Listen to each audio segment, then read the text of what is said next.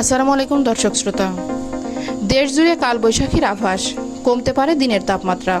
দেখুন বিস্তারিত। দেশের বিভিন্ন স্থানে বৃষ্টির সঙ্গে কালবৈশাখী ঝড়ের আভাস দিয়েছে আবহাওয়া অধিদপ্তর। বিশেষ করে রাজশাহী, রংপুর, ঢাকা, খুলনা, বরিশাল ও চট্টগ্রাম বিভাগের অনেক জায়গায় এবং ময়মনসিংহ ও সিলেট বিভাগের কিছু কিছু জায়গায় বৃষ্টি হতে পারে। সেই সঙ্গে কোথাও কোথাও দমকা হাওয়া ও শিলাবৃষ্টির আভাস রয়েছে। কালবৈশাখী ঝড় বয়ে যেতে পারে দেশের 8 বিভাগের উপর দিয়ে। প্রিয় দর্শক, আমার এই ভিডিওটি যদি আপনার ভালো লেগে থাকে তাহলে লাইক, কমেন্ট ও শেয়ার করতে ভুলবেন না। আর সবার আগে এমন সব গুরুত্বপূর্ণ ভিডিও পেতে চাইলে আমার চ্যানেলটি অবশ্যই সাবস্ক্রাইব করে বেল আইকনটি বাজিয়ে রাখুন।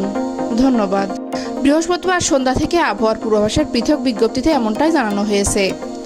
আগামী 24 ঘন্টার পূর্বাভাস বলছে, আজ সারা দেশের দিনের তাপমাত্রা সামান্য কমে আসতে পারে, তবে রাতের তাপমাত্রা প্রায় অপরিবর্তিত থাকতে পারে। এদিকে আরেক বিজ্ঞপ্তিতে কালবৈশাখী ঝড়ের সতর্কতার কথা জানিয়ে আবহাওয়া অফিস বলছে, গতকাল বুধবার বিকেল 4টা থেকে পরবর্তী 72 ঘন্টার মধ্যে রাজশাহী, রংপুর, ময়মনসিংহ, ঢাকা, খুলনা, বরিশাল, চট্টগ্রাম ও সিলেট বিভাগের উপর দিয়ে বিচ্ছিন্নভাবে কালবৈশাখী ঝড় বয়ে যেতে পারে। এ সময় পশ্চিম বা উত্তর পশ্চিম দিক থেকে দমকা কিংবা ঝোড়ো হাওয়া বইতে পারে। কালবৈশাখী ঝড়ের সঙ্গে বজ্রপাত ও বিচ্ছিন্নভাবে শিলাবৃষ্টিও হতে পারে।